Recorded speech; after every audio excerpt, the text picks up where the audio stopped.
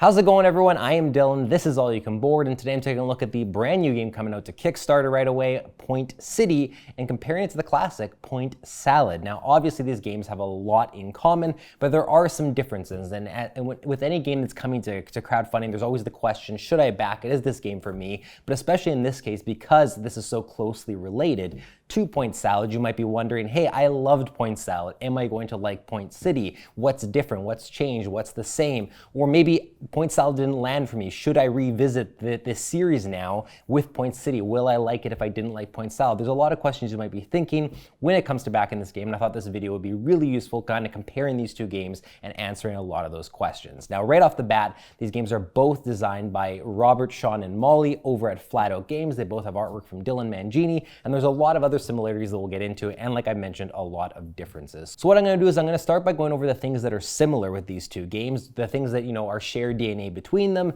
and so that way if you're coming from Point Salad, you'll know, hey, these are the things I liked, are they still present in Point City? These are the things I didn't like, are they still present in Point City? We'll go over some of those similarities, and then after that I'll go into the differences, the things that set Point City apart, evolve the formula, and make it a very different game in some respects to Point Salad. And hopefully with all of that, you'll be able to have a better idea of whether Point City is for you, and if you want to back it, if you want to wait for retail, whatever the case may be. At the very end of the video, I'll also give you my thoughts on which of these two games I prefer based on my time spent with them, and in case that is helpful to you or you're just curious, where I land on that side of the debate, you'll get that answer at the end as well. So let's jump right in.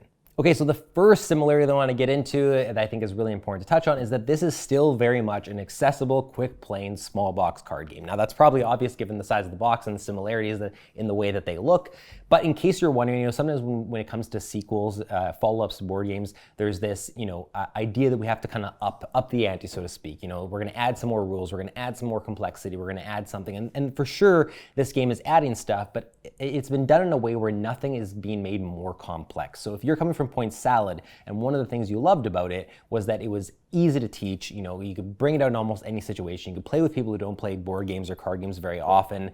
It was a great filler game, all those types of things. I would say that they're all true for Point City. It's staying very much in that same lane, in that same genre, and it's going to fill that same niche. It's just changing up the way that it scores and different things that we'll get into later to kind of make it a fresh experience. But it's still very much in that realm. So for someone who really loved Point Salad, I think you're going to find that you love Point City for many of the same reasons. That being said, on the flip, if you did not enjoy Point Salad, there's a chance that you're not going to find enough here to kind of change your mind. But as we get into the differences, I think that there are actually some key differences to it that might not be the case. So we'll get into that in the differences section, but I just really wanted to touch on the fact that this is still very much a quick playing, easy to access, easy to teach, small box card game. I think that's important for people who are coming from Point Salad to know. Second thing is that even though we'll get into the gameplay rules and all the differences around those in the next section, you are still very much just picking cards from an available market in order to score objectives based on how much you've collected of certain resources. Now those resources in Point Salad were veggies. In this game, it's a variety of things to do with constructing a city. I'm not going to go over every single one of them, but you'll notice even just from like the side of the box, all the different resources listed here are very similar to all the different resources listed here. So it's just a different theme and different resources in that respect, but your goal is still ultimately to collect the right ones at the right time to be able to score points. So if that's something you liked about Point Salad, was just that Point Salad feel to it of here's my scoring objectives, how well can I do with it, you're still going to find a lot of that in Point City. It just is executed a little bit differently. And the last similarity I'll mention, this is kind of, it might seem a little bit vague, but I just really want to stress this, and that is just that they both still retain that genius of simplicity. And what I mean by that is that they are very simple games. Like I touched on the first point, very simple to learn, to teach, to introduce and everything, but there is this level of, depth. There's this strategy to it that as the more you play, the more you realize, how you can refine your ways of playing, how you can refine the way you approach the game to do better, to be a little bit more competitive. All of that is still present in Point City, and in many ways is probably, taken to the next level in a good way of retaining that simplicity, but giving you more things to kind of add to the variety of each session and, to come back multiple plays. So Those are the similarities I want to talk on. That being said, the bigger topic here are the differences, because there are a lot of differences, and I think it's important to know that you're not just getting a reskin of Point Salad with a city theme. This is a different game. It retains a lot of that DNA from Point Salad, but it evolves it in a different, different style of game. So let's get into the differences. First one is the gameplay. We got to talk about this because it is different, even if it does share a lot with Point Salad. In Point Salad, obviously, you had the 2x3 market. You had 3 rows of 2, and you had the deck on each row that you could either take any 2 face-up veggies that you wanted, or you could take a single point card from the top of one of the decks, which are obviously on the back of the veggie cards, to score on at the end of the game. And so you were kind of debating, which of these scoring conditions do I want to take, or do I want veggies to meet some of the scoring conditions that I already acquired? This game also has, or Point City also has a market. The market is now 4x4, so it's a much bigger market, and there's no decks that are at the top that have the face-up point cards. Every card is still double-sided, but they're all going to be face-up in that 4x4 market. At the start of the game, it's going to all be resource cards. That's all that's going to be available. But as you draft cards, whatever side of a card you drafted, it's replaced with a card of the opposite side. So if I draft a resource from the market, and then the card that I replace with is now going to be on the building side, which is the scoring side. So that's how the building cards get added in as you go, and eventually you have this variety in the market of resources and of buildings. Now, all your scoring objectives in Point Salad were calculated at the end of the game. So you were just kind of doing everything you could to collect efficiently as you went for point cards, for resource cards, and then you scored at the end of the game, and then you saw who did better. You were scoring as you go in Point City. Now, you're not calculating your points as you go, but you're only allowed to take a building card, which is essentially like a point card from Point Salad, if you have everything, all the resources to be able to claim it. So whereas in Point Salad, you were collecting to score at the end of the game, here you're collecting to be able to draft or be able to buy one of those building cards. So that's the fundamental difference here. And the biggest comparison I can make to the gameplay in that regard is to a game called Splendor, which is very similar in a lot of ways to Point City. And I want to bring that up because Splendor is obviously a very popular game, but it'll help you kind of understand the flow of gameplay in Point City. Every building that you collect from this market is, not everyone, but a lot of the buildings you collect from the market are going to have the resource symbols on them. And whenever you have a building that has a resource symbol on it, that is now a permanent number of that resources that you now have. So you can almost look at it as like a discount for all future buildings. So if I'm gonna forget the name of all the resource cards because I am notorious for just like pointing at something and being like, oh, the red one, instead of calling it like fire or whatever it's called. So the energy resource, the lightning bolt resource in this game, for instance, you might have a building that costs 2 of those. If you've already built another building that has a permanent lightning bolt symbol on the top of it, I now have a permanent discount of 1 lightning bolt for every building that I'm purchasing beyond that. So it's very similar to the gems in Splendor. It's just been inserted into this different game, into this card game. So you have this market, you're drafting resources or you're drafting buildings if you have the resources to pay for them. If you do have the resources to pay for them, you're cashing those into the discard pile and claiming those buildings. Buildings also can have points on them. They can also have civic token icons on them. These civic tokens are essentially end game goals. So these ones you will score at the end of the game, but they are not going to be scored by everybody. They're going to be available from a shared supply, and every time you draft, you build a building that has one of those civic token symbols on it, you're going to be able to claim one of them of your choice, and that's going to be something that you privately will now score for at the end of the game. So as you can see, like the formula is still very much there that was introduced in Point Salad, but it's been evolved. Before you only had 6 cards to choose from before, and you were just taking 2 veggies and replacing them with point cards that then became veggies. And point cards were always available. There was always 3 available. The amount of buildings and the amount of resources in Point City that are available changes and fluctuates throughout the entire game. And I should have mentioned the 2 cards that you're drafting, I keep saying drafting, that you're selecting from the market have to be orthogonally adjacent as well. So that's adding a whole other layer of, you might want a card that's in a corner, but you don't want anything that it's touching, or you can't afford anything that's touching, and then you can't draft it. So that is influencing your decision as well, making you plan ahead, and obviously other people are taking cards from that same shared market. So as you'll see, the gameplay is very different, but it still very much has the essence of what was introduced in point salad. It's just been evolved and incorporated, like I said, some elements from Splendor that, again, I don't think it really overcomplicates it. It might be, me explaining it here might in some ways seem like it is, but in general, all you're doing on your turn is you're just taking 2 cards. You're looking at it and you're saying, I'm going to take 2 available cards that are next to each other, or I'm going to take 2 cards blind off the top of the deck, and that's it. That's the entire function of a turn, and you're just doing that. I can't remember if it's 11 times or something like that, or 14, but it's a set number of times,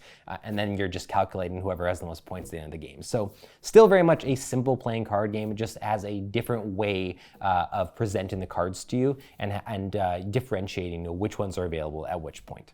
Another difference I wanted to touch on, even though this starts as a similarity, is that both games, the art was done by Dylann Mangini, but the artwork is very next level, so to speak, in Point City. So obviously in Point Salad, the artwork was limited just to the vegetables that were present on the cards, and the style of artwork was great, and it still maintains that same style in Point City, but there's tons more variety.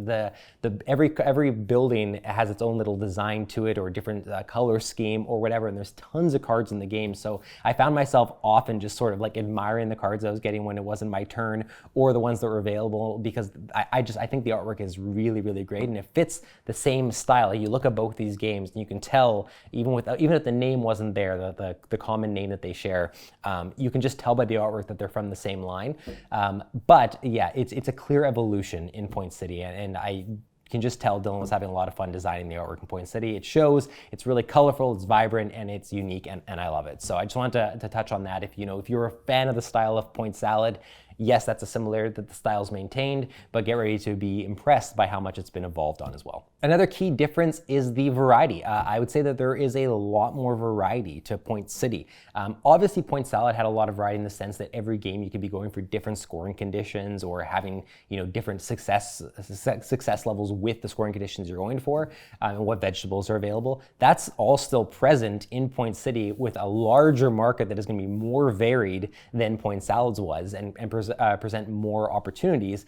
On top of that, you're scoring as you go, so you're like in the same way that you could have a game of Splendor, which I'm going to compare it to again, and go into one where you had a bunch of red gems from the start, and that kind of dictated what you were trying to buy and how your game went. That could function the exact same way in Point City, where you could collect a lot of the coin resources and have a vastly different game than another one where you just weren't able to get your hand on any coin or resources. So that all coupled with the civic tokens, which are essentially end game goals, which weren't present in Point Salad per se. Like, all the cards were end game goals. This is like separate from the cards end game goals in Point City. Those all add variety because you might achieve or get access to different ones each game. Different ones might be in play every single game. So that on its own adds a whole lot of variety. Just in general, I think you're going to have way more games of Point City before you feel like you've had 2 similar games than would have been the case with Point Salad. So a lot of variety here. If you're someone who wants an accessible card game, a really easy to teach one, but that doesn't feel like it's growing stale, or that every session feels the same,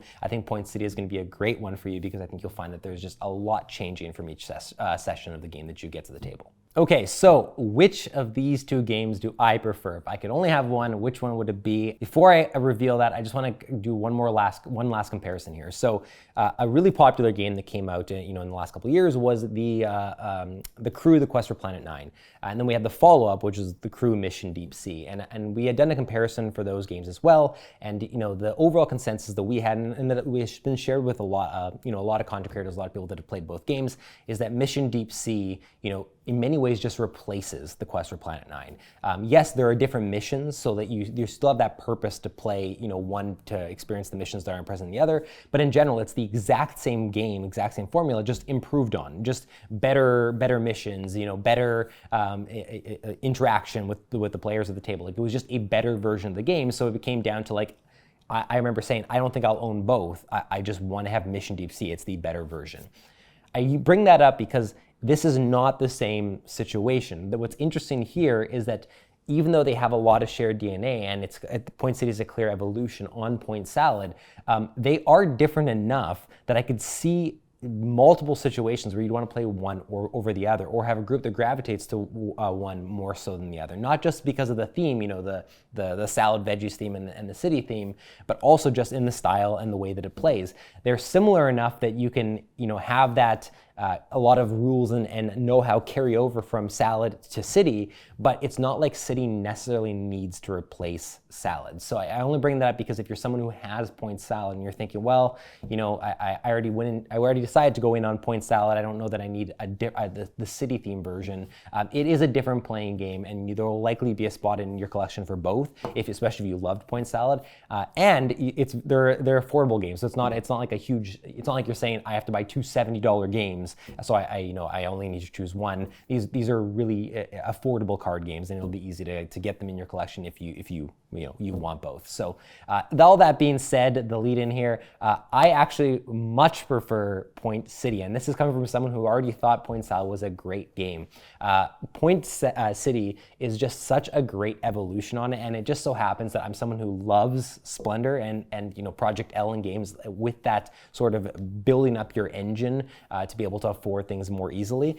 Point City introduces so much of that it just spoke to me right away, scratched that itch, on top of sort of taking all that and putting it in the Point Salad formula. So everything about Point City felt like an improvement, or if not an improvement, just a great and interesting evolution on an established and great game already. So I loved that, and even though I would still definitely go back to Point Salad, and I'm sure I will and play it, Point City is going to be my preference to jump into, just because I found there was way more to be excited about on top of already being excited about 7 Point Salad, and just like I said before, way more variety and more reasons to come back and feel like this session I played was very different than the other session I played. Last thing, because I just realized I didn't actually mention this in the differences, is that Point City can be played solo. Point Salad was not a solo game, but it played 2 to 6.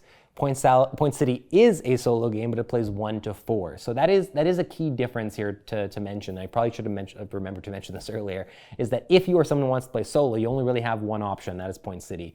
If you're someone who wants to play with groups of 5 and 6, your one option is still Point Salad. So very, very important to kind of recognize that. Obviously, the 2 to 4 player count, you're good on both games.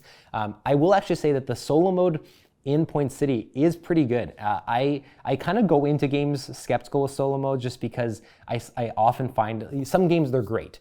Oftentimes with games these days, there's been more of an inclination to add solo modes to games that don't necessarily need it, or they just kind of feel like half-baked and not really, the way the game is meant to be played, and they were just added on to attract more people in, whatever the case may be. I found that I just assume that that's going to be the case when I go into games, and whether or not it was with Point City, I actually really enjoyed the solo mode, and that's because they do this thing where the civic tokens that are these endgame goals are still in play, but because you don't have another player competing to grab certain ones, different ones are going to disappear in order from left to right as the game progresses, depending on what the CPU player is drafting from. Again, I'm saying drafting, is selecting from the market. And so you look at these endgame goals and you say, okay, that one is going to be really good for me to score, but you can kind of start to plan ahead and say, oh, but that one's going to be scooped up by the CPU next turn, or there's a chance it could be next turn, or how can I manipulate the market so that it doesn't get scooped up next turn. So that just added another layer of complexity that was fun to do in the solo mode. And the solo mode still plays quick.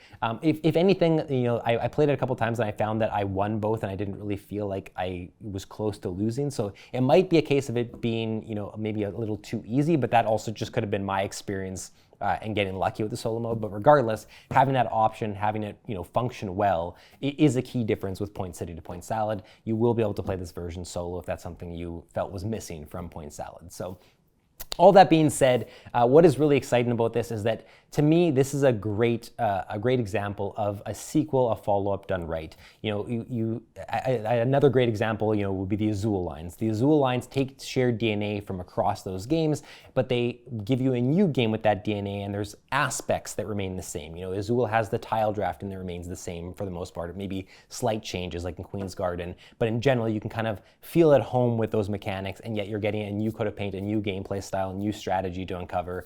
Point City feels like that. It feels like it's taking the foundation that was established in Point Salad, evolving in the places that it needs to be a different game and giving you a different experience, but it still feels like you're coming home to a game you're familiar with. And to me, that was the best part of Point City. If you loved Point Salad, if you liked Point Salad, I think there's a pretty good chance you're going to have a lot to love in Point City, and you should probably check it out. So all that being said, when you're watching this video, it's either already on Kickstarter or it's coming to Kickstarter within the next 5 days or so, depending, again, when you're watching this. So there'll be a lot more details on there. If you have any other questions for me, you can post them in the YouTube comments below. I'll be happy to ask. And if I don't know the answer, I'll defer you to someone who hopefully can answer this for you. But overall, the big takeaway here is that I really, really enjoyed Point City. And I should have said this at the beginning too. This is not a paid preview. This was just, we were interested in Point City because, especially, I should say, I was interested in Point City a lot because of my interest in Point Salad and how much fun I had playing it. I played it on Tabletop Simulator during the pandemic as well,